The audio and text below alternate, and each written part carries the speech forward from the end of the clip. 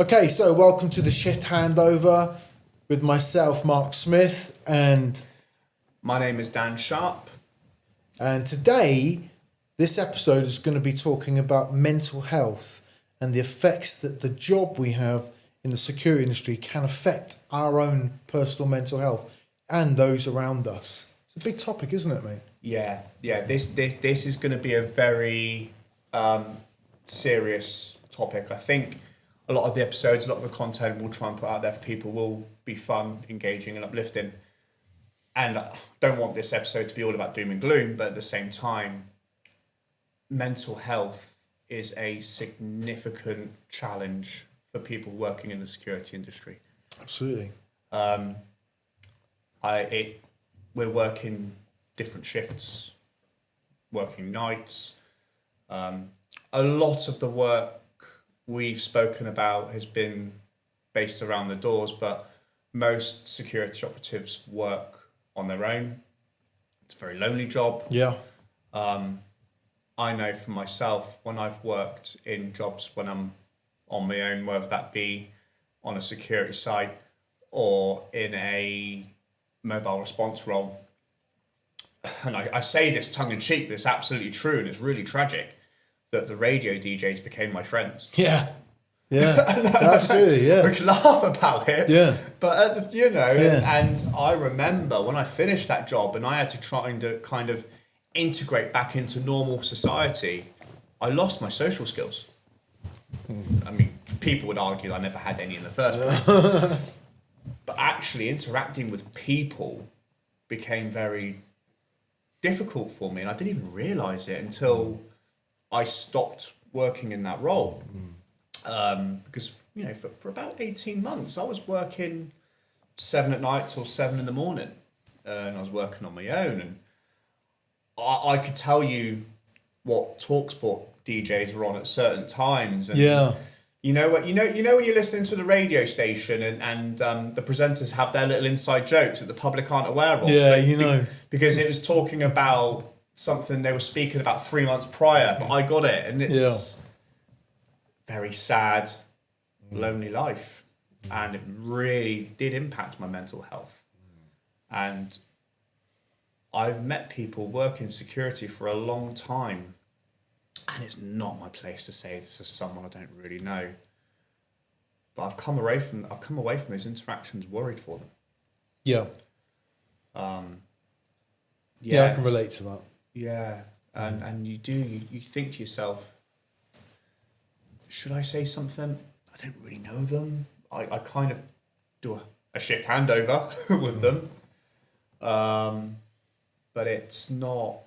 Yeah, you do think I feel for them. They need to change jobs or. Have you had many jobs? Have you had many roles where you've worked in isolation for long periods of time through the night? I have. I mean, I think I've been quite fortunate. I've not really struggled too much with that. However, there are, I also see it from an employer point of view. I've gone out and obviously visited guys on sites and stuff, and I can definitely tell in some circumstances where that lonely, isolated life is not doing them good.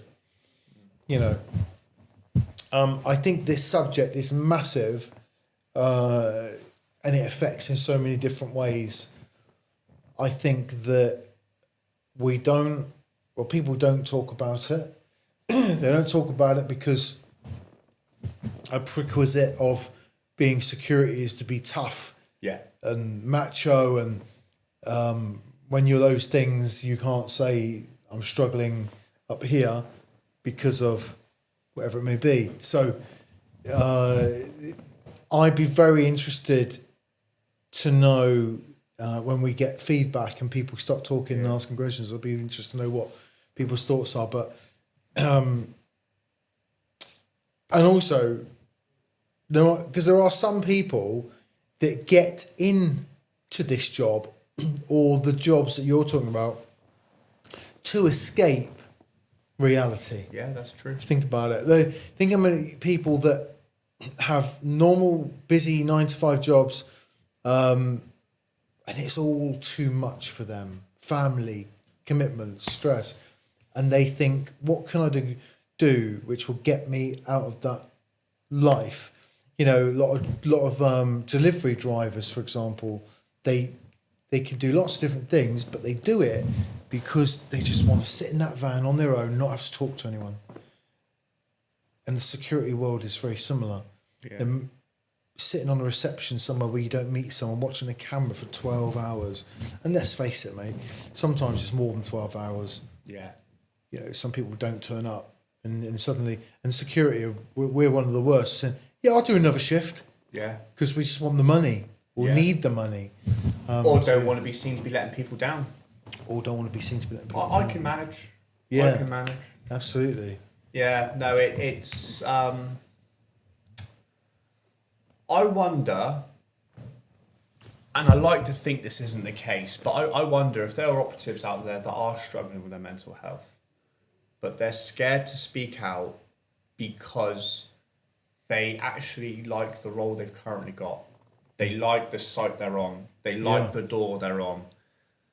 And they worry that if they speak out, their employer may have to step in to protect them. And they worry about losing that site. They worry about losing that door. And that's a valid point, because as an employer, are they showing duty of care by leaving them there? It's Maybe true. You should pull them off. Exactly. But as you know, especially on the doors, it can be quite competitive. Very. It can be quite competitive. There are people, you know, when a head door position comes up available for a well-established venue, you've got 4 or 5 people ringing you, asking you about it, I'm sure. Yeah. You know, if you have been at your venue for 18 months, 2 years, or even longer, and you're probably thinking, if I tell my employer and he or she pulls me away from this venue for a couple of weeks, a couple of months, the guy or girl who comes in hits the ground running, I'll come back and I'll lose what I've got. Yeah.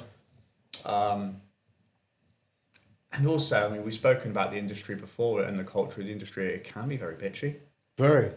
You know, there's lots of people who, if you opened up about your own mental health, that could be used against you, or you may worry it might get used against you.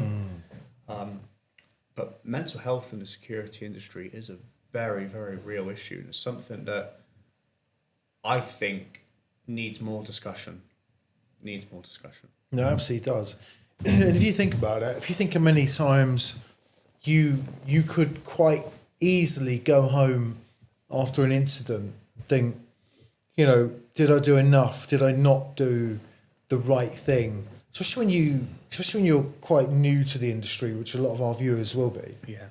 You know, should I have done more? Should I have done less? Did I overreact? Did I not act enough? What I've worked with? What does Dan think of me? Does he think do you think I should have said something, not said something? How do my team view me? How do my family view me? There are numerous real life accounts of, you know, loving dads, mums who've started this job, and then suddenly, after doing this for a few months, the stress at home increases, the short temper. Sometimes it results in domestic abuse, because we're dealing in highly volatile environments. Every night you work on a nightclub door, you are dealing with stress and violence. Now, some more than others, but ultimately you are going to get abused, verbally or physically abused. Mm-hmm. Where does that go? We can't punch them. We can't kick them. You know, at best, all we can do is, you know, knock them back, lock them up, take them out. We're no different. We're all human. where does that pressure get released? Because normally what happens is you finish at 2:00, go straight home. Yeah. Yeah, I don't know about you, but when I was working the door, I couldn't sleep straight away. I'd have to watch TV for an hour or so and decompress myself. Yeah, I do. And the same when I finish a 12-hour night shift. Yeah. You know, I couldn't just come home and go straight to bed either. It'd be a cup of tea, couple of slices of toast, turn on breakfast TV. Yeah. And try and take pride in the fact that everyone's got to go to work while I'm going to bed. Yeah, that's right. And you tell yourself, "Oh, this is amazing! I get to go to bed while everyone else is going to work." Yeah, but really, you would have it the other way around if you could. Because you're still waking up at midday, aren't you? Like, summer. Yeah. Oh my God.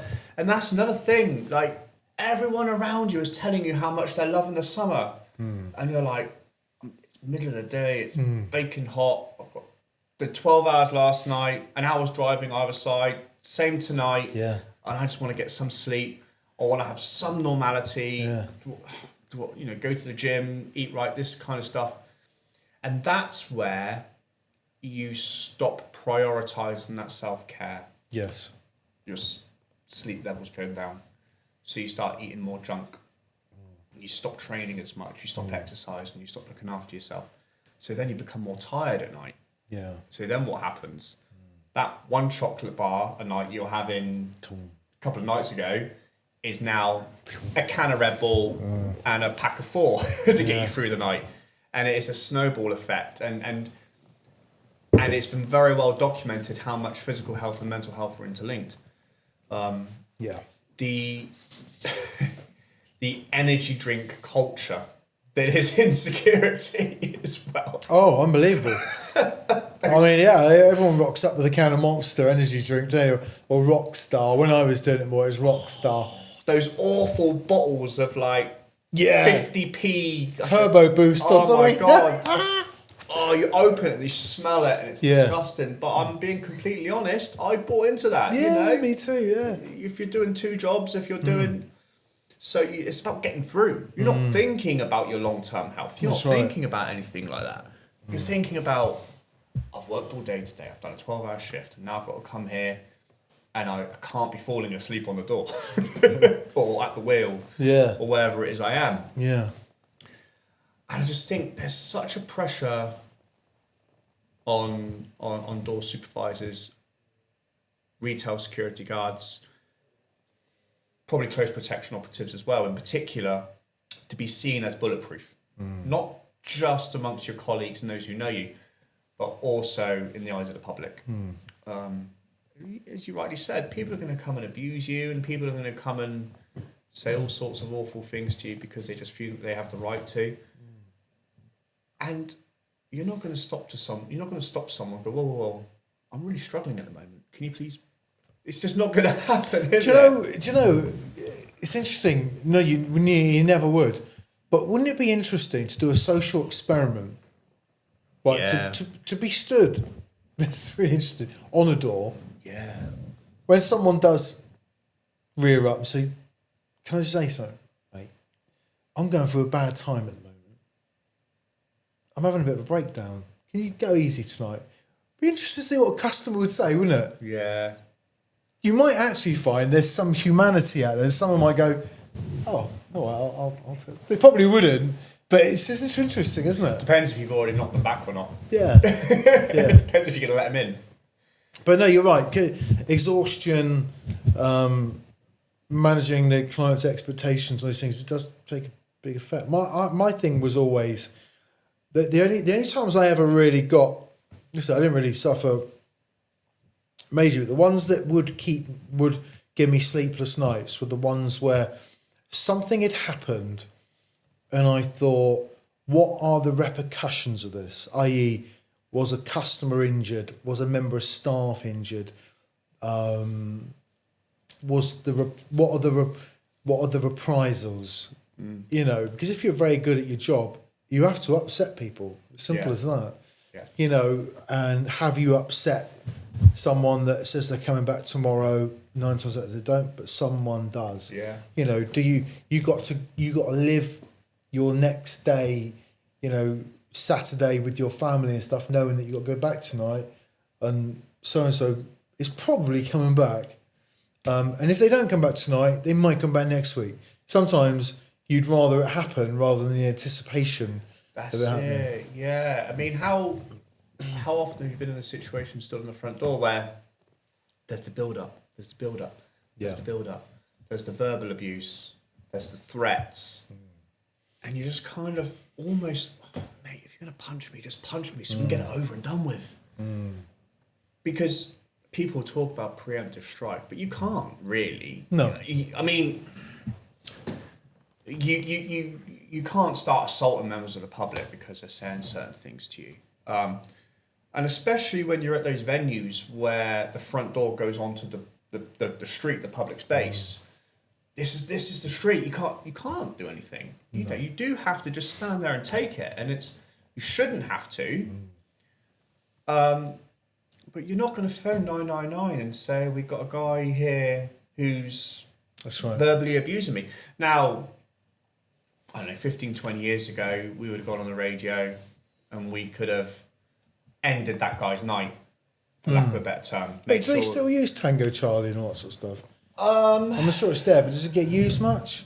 I'm not sure. No. I'm not sure. Like I said, I'm a little bit out of touch with the town centre now. But as we've spoken about in previous episodes, these venues are struggling financially. So actually, if you're barred from that venue, they like that because it means that you'll spend your money there. Yeah, that's true. You know, the venues are competing with each other now, so they quite like it when you go there and kick off because it means you've got nowhere else to spend your money. So that's it's unfortunate, but it is true. Yeah. But yeah, it's that. How long have you? It's like, mate, we've been having this conversation for like an hour and a half. You're not coming in. Please go away. Oh, you're a fucking this, you're that, you're that. I'm gonna do this. I'm gonna do that. You. And then they walk towards you, and you put your hands up. You say, mate, you're not coming. Don't touch me. I'm like, mate, I'm literally stood between you and the door. And then all their friends get their phone out, and And that's the catalyst, the phone, because now suddenly you're on camera. Now suddenly they've got a platform. Yeah. And they can't look weak on that platform. Yeah. And because they've got an audience as well. There's so many pressures working the door. And you're right, where does that go? Well, it has to get let out somewhere. Yeah. You know, it's like the old road rage incident, isn't it? It doesn't. Someone jumps out of their car, and it doesn't mean that they're instantly a very angry, aggressive person. It's what's happened that day. And I remember when me and Bob used to do the conflict management courses. I said to you, we used to do the Coke bottle scenario. You know, we'd get 12 of us, and of course, they'd give a bottle of Coke to someone. Would you open the top? Yeah.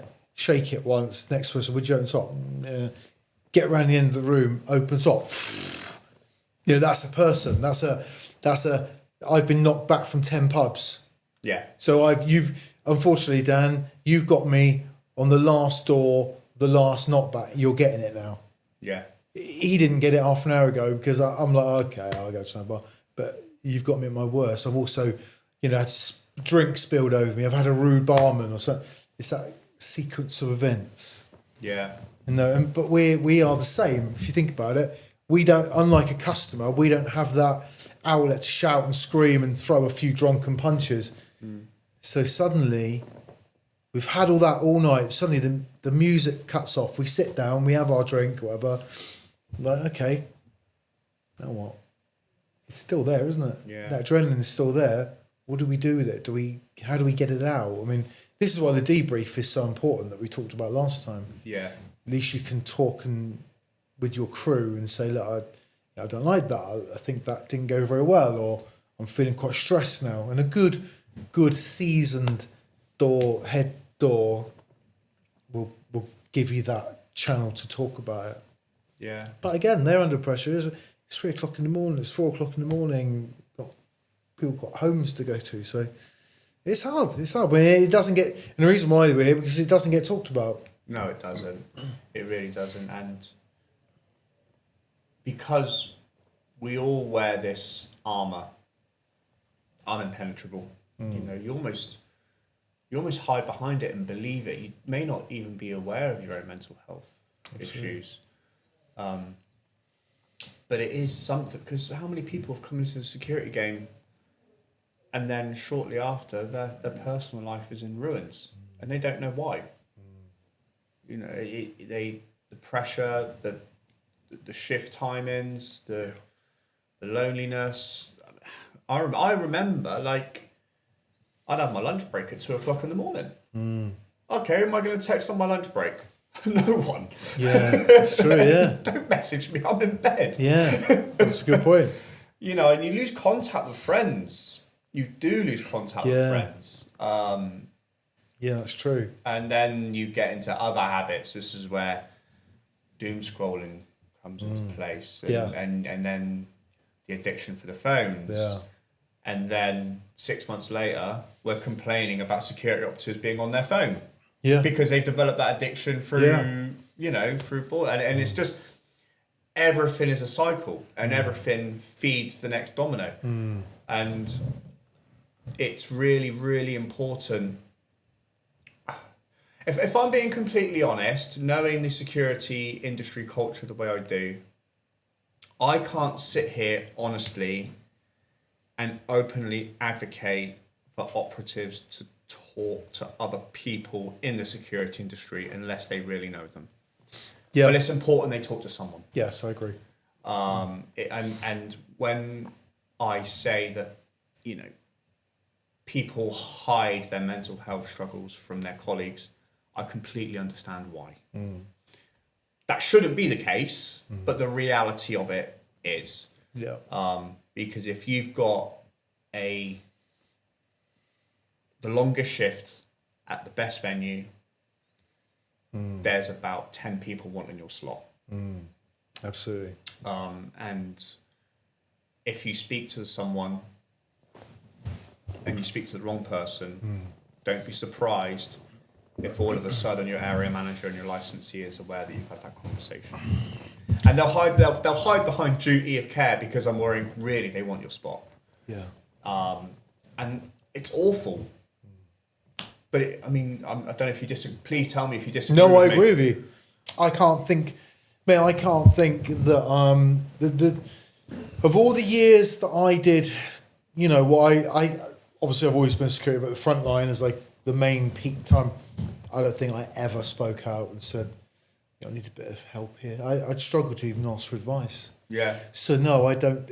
There was certainly never a time where I went home to a partner and gone, you know, I'm worried about going in tomorrow, or this happened tonight and it's playing. I'm like, never. I literally never did. I'm here saying people should, but I know how difficult it is because of the job we're doing. Yeah.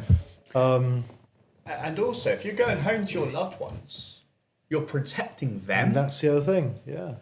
That's the other thing. You know, you got a black eye. You need to laugh it off. There are times when I've been injured and I've made light of it to the people around me at the time. Because actually, I'm doing it for them, don't get me wrong. But I also just don't want... I've lived it, I've experienced it, I've suffered, whatever. If I then have to open up to someone in my personal life about it, I then have to live it again. True. And probably every time I'm getting ready to go back to work. Yeah, absolutely. And I feel like if I suffer an injury at work, I can kind of almost bottle it into that part of my life. Yeah. It's really unhealthy. No, it really is. But like I say, it has to come out somewhere. Yeah. And whether that's some self-sabotage we take out on ourselves or someone around us, or whether we don't think it's coming out, but it is, you know, people around you, I always think friends and family are the ultimate. They know when there's a shift in mood, like if you're not sleeping enough, they know. You know what I mean? So, and it's very easy, isn't it, to, or, you know, it could just be a disagreement with someone in the team. Yeah. You got to work with them every Friday, Saturday night, and you don't like, or they don't like the way the team is run, or you've got a new head door supervisor, you don't like how they do that. One of the hardest things, actually, interestingly enough, one of the hardest things for me, when I used to be the operations manager for Frontline Security many years ago, I stopped and I got a full-time job somewhere else, and I just did the odd Friday, Saturday night. One of the hardest things for me was doing the odd Friday, Saturday night, knowing that everyone knew I was the ops manager, but now my choice, I can only do a Friday, Saturday because it's a bolt onto my job. Not being in that position now where I decide who I work with, because the beauty of what I've always done is I choose who I work with. Yeah. So if I'm working with you, it's because I probably like working with you. Yeah. Or if I come and spend 2 hours at the bar where you work in, it's because it's nice, we have a chat. Yeah. I couldn't do that with everyone. No. But when you don't have those decisions anymore, and suddenly I'm working with so-and-so, I can't say that. But, that's stressful. And so from my point of view, all those years that I worked, once I started becoming operational and managerial, I was choosing who I work with. Yeah. So we overlook the fact that there are a lot of guys and girls out there that do not want to be working with certain people every Friday, Saturday, but they have to because that's their job. Or someone's too heavy-handed, and they know that. But I'm not going to give my job up. I need this job. Yeah. But Dave is heavy-handed every time. I've got to calm him down, or whatever. So there are so many things to take into account, which can be quite stressful. And I guess, especially in the Bournemouth and Poole area, you were, I don't want to use the word celebrity in the security world, but everyone who worked in security knew who you were. You were the face, front and centre of the leading company for about a 5 to 8 year period. Yeah. You're working in an environment where you would take contracts off rival companies would take contracts off you. Was there an added pressure on yourself to wear even another protection of armour? To have that, not to give anyone an excuse to take business from me. Yeah. Because you are protecting what you have. You are fighting external sources. And I think I mentioned it before, you can become a victim of your own success because you want everything. You want everything. You want the events, you want the doors, you want the fast food joints, you want the council work, you want independence. You get it. But when you've got everything and you haven't picked and choosed, suddenly you're running the town. Nothing lasts forever, as we know. Nothing. No security. And I watch security companies. I watch them grow, and I watch them deplete. It always will be the way. And if they don't deplete, they get bought out and they get renamed, and someone else takes it over. Yeah. Because you have to have so much energy. I mean, physical energy and emotional to run a security company. Yeah. It's never ending, because in the daytime we're planning, operational. In the nighttime you are, deploying. But it's not like a shop where you shut 5 o'clock, lock the door. At 2 o'clock, when those shifts stop, you've then got the mop up. You've then got the, an incident occurred. Sunday is responding to complaints, unhappiness or an injury. Monday is got to go down to the police station. We've got to view some CCTV because an incident occurred at such and such a bar. Tuesday, right, we get back to planning again. Wednesday, we're starting to get through the week now. It starts again. You can't. I used to have 3 mobile phones at first stop, and we eventually employed a night ops manager who took a lot of the stress for me. But I was going to sleep with that phone in my hand, covering shifts, falling asleep, waking up at 4 a.m. with the phone still in my hand. And by now I'd had 5 or 6 more text messages, instant tonight at Bar Van, or, by the way, mate, just to let you know, Dave got injured tonight. He won't be able to work tomorrow. Oh, God. Oh, by the way, an incident occurred and you need to see the incident log because the police are going to call you Monday. It was relentless. You're protecting from all angles. I'm protecting you, the individual, the operative, but I'm also protecting myself legislation-wise, duty of care. You've got the authorities who are supporting you, but when anything goes wrong, they're on to you. Yeah. So you want to work in hand. You want that collaboration, but when it goes wrong, it feels like it's a one-way collaboration. Yeah. Then you've got the licensee who, as you know, managing their expectations is unbelievable. So it's very, very, very difficult. A lot of pressure. Yeah.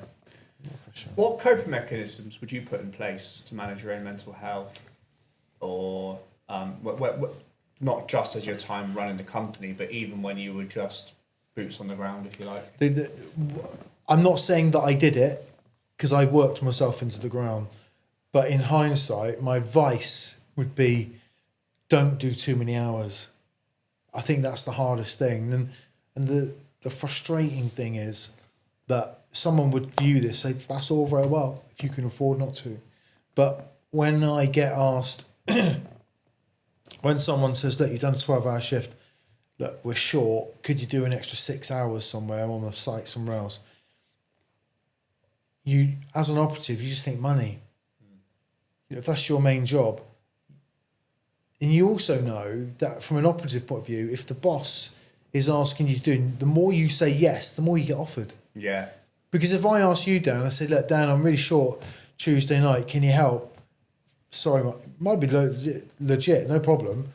Can't, I'm with the kids, I can't do that. Well, I stop asking you after a while. And there's no disrespect to you or the individual, it's just that you know that they're not going to be able to help. But if someone else constantly says yes, you're going to go straight to them. So they know by saying yes, they're going to keep getting offered more work. But that is the killer, tiredness. Because your efficiency, your capability to do the job correctly is impaired. Tiredness and hunger are the two biggest things to impact someone's performance, Yeah.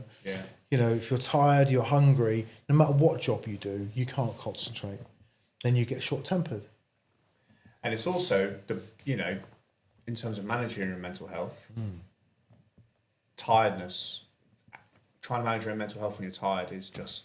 very difficult. And actually, it can bring on adverse mental health. Tiredness alone can do Absolutely. that. Burnout is a real thing, I think. I remember when I had my driving job, for example, and it was like I'm mentally tired because I've been driving for 14 hours, responding to alarms, locking buildings up, unlocking buildings in the morning, that kind of stuff. But actually, physically, all I've done is sat in my van. Yeah. So I'm not physically exercising, but I'm mentally exhausted. And it's just an absolute disaster waiting to happen.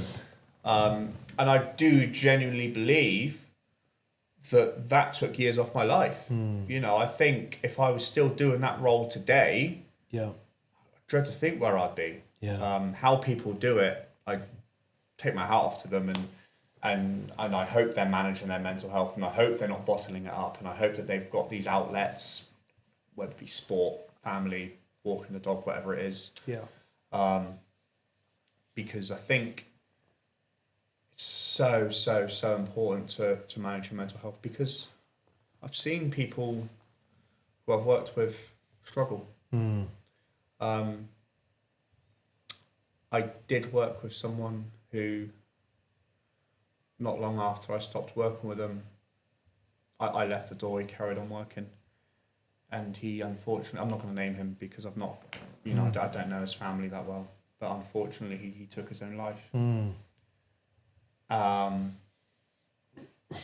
it's you wouldn't have known when you speak to him he was struggling. Yeah. You really wouldn't.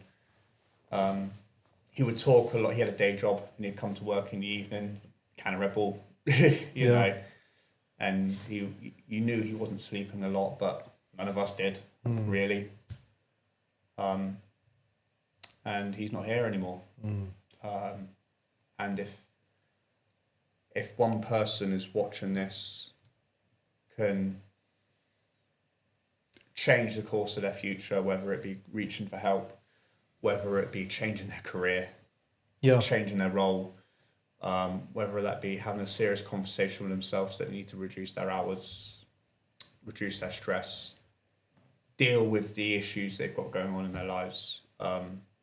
If we can help one person, then this is worth it, because I'm really passionate about people looking after themselves. Because if we're not careful, it's getting tougher to live. Absolutely. It's getting tougher to live. And people are working more, not less. People are working more, not less. So again, I would never ask you to name names, Mark, because you've kept the counsel for a lot of people. You've supported a lot of people from an employer's point of view. Can you think of any situations where you've worked with someone, employed someone, and it's just gone horrifically wrong? Yeah, I mean, one of the things that I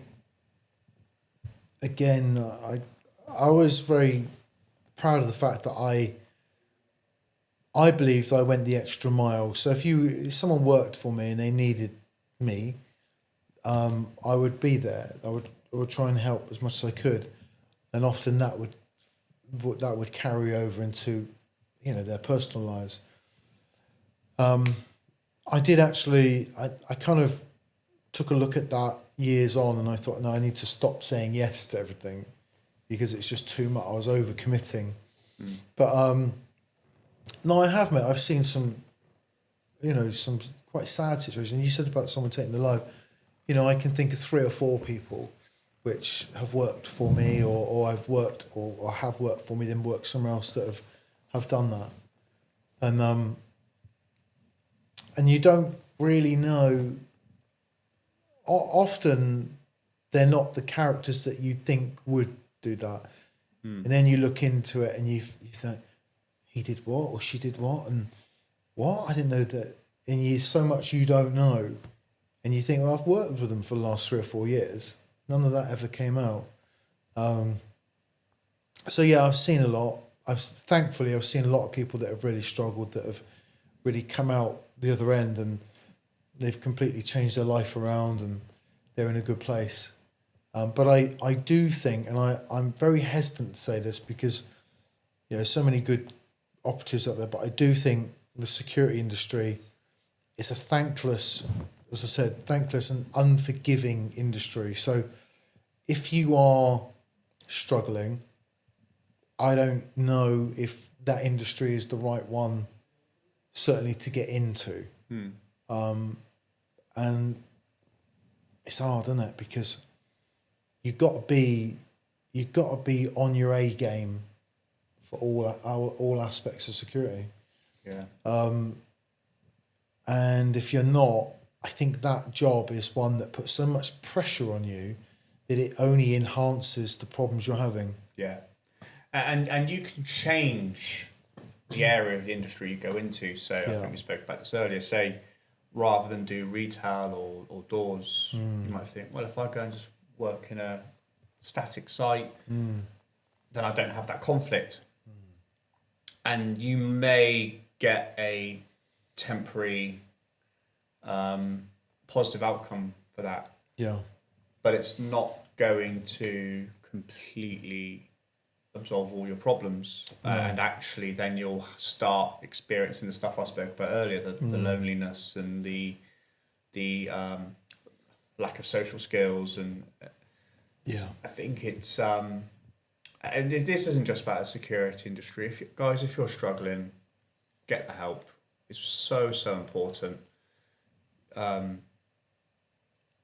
It really, really is, because as much as it's awful and it's tragic when someone takes their own life, it's almost just as tragic as if someone suffers in silence for their whole lives. Yeah. And we don't know.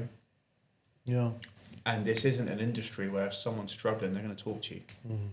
Well, I, as we're having this conversation, I imprinted in my brain with absolute clarity are the most noticeable, the situations that I would have incurred the most, that have had the most impact. I remember all those situations, everything. I can think of characters, places, smells. You said about the when we were talking about the close protection, I can remember every single thing about that. I can remember situations where someone has got physically aggressive, abusive, attacked me. I can remember where they were stood, the feelings before it. I can remember everything. So if at my age now, with those years' experience, I remember all that, then that's me saying to anyone out there, don't let these pile up. If you can make those changes, I'm very robust, and through those years, I think also because I wasn't married, I didn't have kids and things like that, I think that helped. But if I was having those situations and I had, like you're talking about, got kids at home and you're thinking about that, the compound of that, those emotions and stress must be huge. And, I've employed so many people over the past which have got, beautiful families. And I think, wow, going home each night knowing the potential of something serious could happen the next night as a result of what happened tonight, but tomorrow having to live a normal family life must be very traumatic. You and I will have some kind of trauma. Yeah, there's no doubt about it. I've seen heads smashed open. I've seen blood everywhere. No, I've been covered in blood. Yeah, those things will stay with me forever. I'm not one of these people to use PTSD and band around terms like it, but there's no doubt I will have it. Yeah. There's no doubt. I've seen too much. I've been at the receiving end of, and I've, patched people up that have been so badly injured that there's no doubt that those things are there. But thankfully they don't, they don't seem to come out. But, for some people, that's horrific. Yeah. And I think, and I'm really pleased to hear that it doesn't come out for you, but if it does, that's also okay. Yeah, absolutely. That's not, it's not a sign of weakness if you're the kind of person who struggles with that kind of stuff, because actually, we as human beings can only take so much trauma. And again, trauma gets banded around a lot. Yeah, I get that. But going to work in an environment where you could just be talking to your teammate 1 minute, joking about what's going on in the venue, everything's funny, and then 30 seconds later you're getting punched in the mouth. You could be outside in the calmest, most serene state, and all of a sudden you hear on the radio code red, or security to the dance floor, whatever the radio call is for depending where you're working, and then you go from here to here, but that's every shift. You're always on the lookout. I think absolutely. Where I would notice this struggle a little bit, it was more the radio actually. If say someone came in who didn't know how to use the radio properly. Yeah. And it was just no problem, toilet check complete, or can someone please ask if so-and-so can come to the bar? Because there are lots of venues where the bar staff use the radios as well as the door staff, which honestly boils my piss. But it's their venue, there's very little I can do about it. And if you don't know what's being said, I would automatically assume it's the worst. And I would find myself, oh, what's that? And because I've been in those situations where it's been very calm, laughing and joking, and then boom, the most horrendous incidents happening inside. Yeah, just like that. The situations have a spontaneity of their own, don't they? Yeah. And they go in waves. Yeah. And you suddenly you got a couple of people arguing.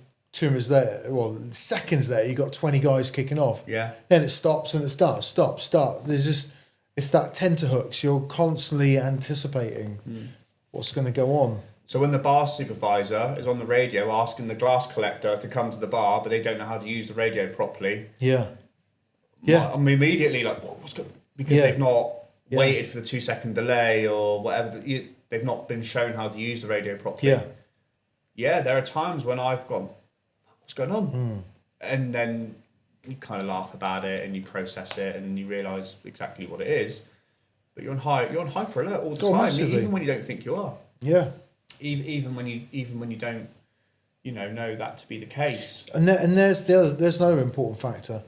That hyper awareness that you have in your workplace, you then carry on. Wherever so one of my things is I actually am very mindful that when I go out and meet friends, or if I depart my partner, or whatever, I'm a lot better now. But to have a normal conversation is quite difficult, in the respect that, their perception of my attention, because I'm always looking around. I always like to have my back to the wall so I can see what's going on. And I'm talking, but I'm like, I just see him commencing. I can see everything. I'm so aware of my surroundings. It's crazy. But they think you're disinterested. And not disinterested, I can talk to you, but I'm like, and then I'll say, well, it benefits you, because if, there was an issue, I'm probably aware, I'm 2 steps ahead. But you're so mindful of everything, people's body language, their behaviour, who comes in, you're sizing them up, their threat. Is it someone you know? Yeah. So I think it's a good thing, but you do have to explain it to people. Yeah, you do. Because the average person sits and has a chat and it's like they're locked in and they're oblivious to the outside world, which I think is a bad thing. How many times have you been sat in a bar or friends, missus, whatever situation? Come on, you're not at work now. Oh, yeah, all the time. So, isn't it irritating? Yeah, it is irritating. I say one day you're going to be grateful that I'm like this. Because you know they're right. Yeah, mate, they are. What am I doing? They you are. Can't help it. You're not at work now, come on. Yeah. And then you could be having a great time, then all of a sudden someone comes in the bar or the venue you're drinking in. And I'm just like, I might have a Coke now. Yeah. Not working. Yeah. But you're just hyper aware. Yeah. And so this job comes into your personal life in ways that you don't even realise. Yeah. And it affects your mental health in ways when I say affects your mental health, I'm not saying that it's going to, drag you to depression necessarily, but it does impact your mental health in ways that you may not even realise. Well, you probably know this, but like when we work on intuition and gut feelings, it's not because we all programmed at a young age to have those. It's those intuitions and those gut feelings are made up of all the data and information we've received over the years that we didn't think we received. So, my intuition now and my gut feeling is far greater than it ever was, and it will continue to get that way because of what I'm processing here. If I've seen 3 million people walking down the street, and I've seen, a certain percentage of those then get into an argument or a kick-off, it's logged all that. So we're processing, and I know, facial expressions or something which says that I have an uneasy feeling about that. It's like when you meet, you get into a relationship, the red flags, those intuitions are far greater whether you choose to listen to them or ignore them is a different thing. Yeah. But they're great as you get older. Yeah. Because you've heard that line so many times. It doesn't mean anything, but I've heard it so many times, or I've seen someone do that so many times that I know that's, same with employing security staff. I can see guys on a front door or girls and think, okay, I know where that's going to go. I'm pretty sure that I now know the type of operative you're going to be by watching you for 30 minutes on the door. 20 years ago, I probably wouldn't have, because I haven't seen that. But yeah, it's a fascinating thing, but it is. Yeah, and that's where we build up our risk assessment skills. Absolutely. I want to say skill, but it's more of a instinct. It is interesting. It's a dynamic risk assessment Yeah. that we don't need to think about because we're just doing it automatically. So if someone is working in the security industry and they are really struggling with their own mental health, what advice would you give to them? I mean, we kind of touched on it earlier. It's difficult. It depends who you work for. But if you, I mean, a lot of these super big companies, they'll have a welfare team, and you'd like to think they can speak to someone in the company and say, get some advice, or can we relocate, or do some slightly lighter shifts. But a lot of people won't do that because they fear that conversation is not going to be kept in private. It's going to get bandied around. I think that, as I say, it's a high pressurized industry, and if you are starting to struggle, if you can afford to take some time out, speak to a professional. But is this industry the right one for them? That's what they have to ask themselves, because it's not going to get any better. No. You're dealing with a job that is volatile. Yeah. Every shift is volatile, and if you're doing the other end of the scale, and you're doing an overnight patrol, it's monotonous and very boring. Yeah.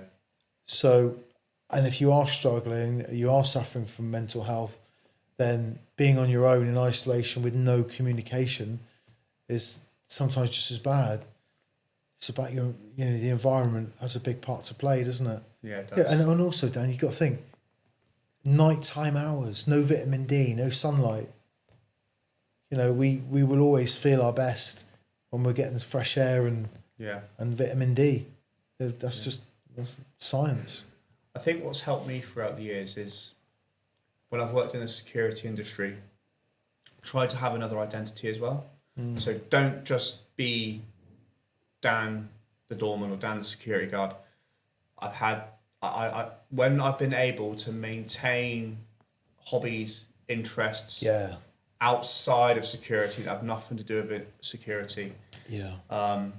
So I'm not a doorman when I'm at home. I'm not a security guard when I'm at home. That is my place of work. Yeah. But I have worked with people who that's their identity. Yeah. They live in the security world even when they're off duty. They'll on their days off, they'll walk around the town to make sure everyone's okay for free. Yeah. And I'm thinking, one, you're not needed. No. Because actually you doing this means that someone like Mark doesn't have to pay me now. Yeah. Yeah, absolutely. you know. Two, you're not you're only harming yourself. Yeah. The security industry is a fantastic industry to be part of, and it can give you so many opportunities. But if you let it take over your whole life, it can really, really destroy you. Oh, absolutely. So it's important to have that separation. And you and I are senior figures in the industry now, although I'm more stepping away than still being in it. If myself and Mark are telling you it's okay to be struggling and to seek help, it's not weak to have these issues, and you shouldn't be embarrassed, because it's very difficult, because this is a very serious subject, and I want to make sure I say it correctly. If I was struggling, I would go and get help. I'm sure don't want to speak for Mark, but if you were struggling, absolutely. So if we would do it, we really encourage you guys to go and do it as well, because we've known too many people that have, like I said, I know someone who took their own life, but I've also gone down the route of substance misuse issues, domestic violence at home, not dealt with that trauma, not dealt with that mental health issue in the correct way.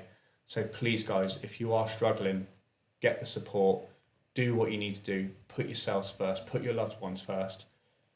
Work will always be there. Yeah. Work will always be there. You may love the site you're on, you may love the job you're doing, but you cannot put that ahead of yourself and your family. No. If any employer says to you, you're letting them down because you're putting their family first, that's not someone you should be working for. Yeah, absolutely. There's there's two things you've got to take into account here. We're dealing in it. We're in an industry where, this tough exterior is seen to be important. We're also dealing in an industry where it's predominantly male. Yeah. Of course, there's lots of females, which is great, but it is predominantly male. And we already know, statistics will prove that men don't like talking out. And if they do, they don't like talking to other men. So it's a kind of a double whammy, really.